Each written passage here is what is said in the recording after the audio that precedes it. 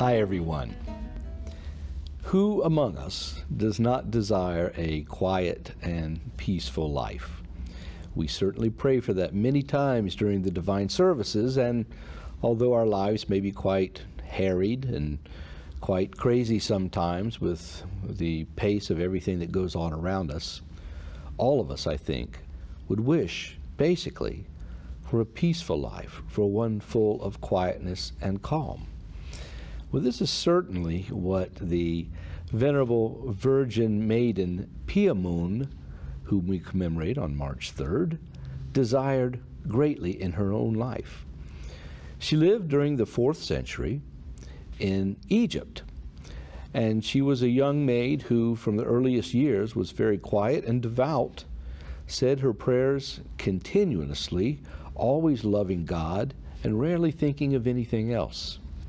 She actually lived alone with her mother, and because they were poor, Piamoun also had to help to support the family.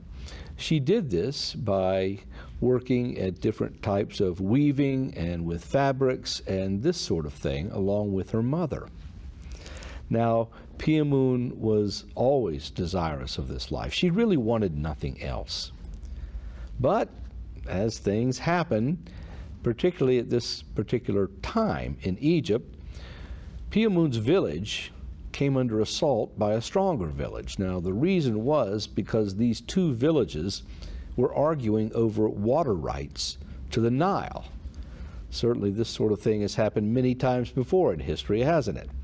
Because water is so important for life.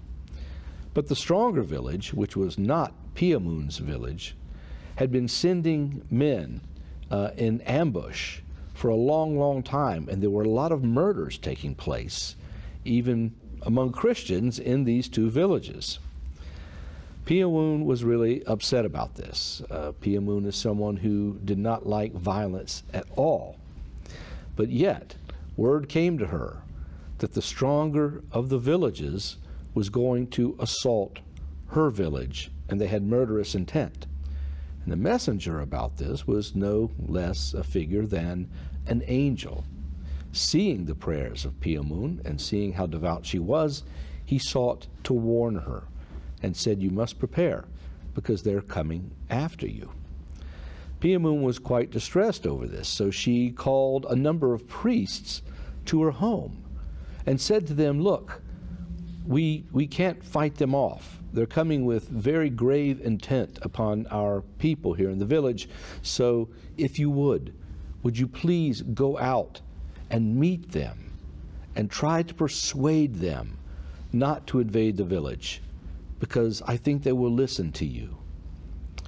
Well, the priests were, how can I say it, chicken.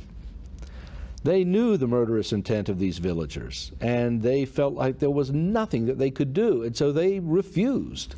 They would not go and even try to do their priestly duties, to be peacemakers and assuage the fears of all those in their village and calm the passions of the invading village. They would have nothing to do with it.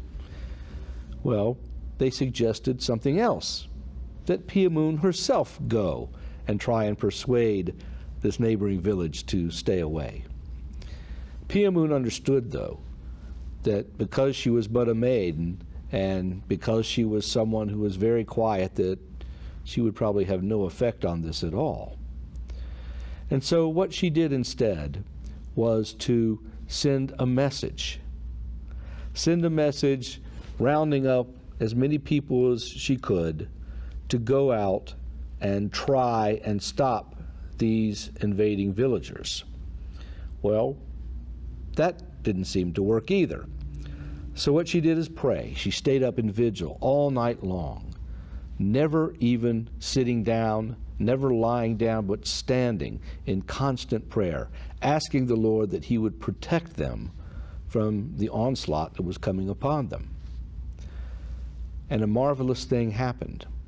These villagers from the stronger village, at about the first hour of the night, assembled together and were ready to storm the smaller village. They were right at the outskirts, and they were frozen in their steps.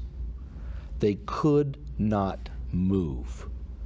And they waited, and still they could not move from where they were, until finally it came to them through a message that it was by the prayers of the Holy Virgin Piamoun that they were fixed to their spot. Upon seeing this, they eventually repented of what they had done. They were quite fearful that this young girl would have such power over all of them. And so they repented and stepped back and decided not to invade, and in fact sent a message to the smaller village saying that all of you should thank God, because it's through the prayers of the Holy Virgin Piamoun that we did not invade. Eventually, the two sides negotiated, made peace, and the problem was solved. One doesn't often think that such a quiet life could have that sort of great effect on all of the horrible occurrences going around us. But the Holy Virgin Piamoun shows us that by prayer and fasting and faith in God and a firm intent to follow His will, that miracles can indeed happen.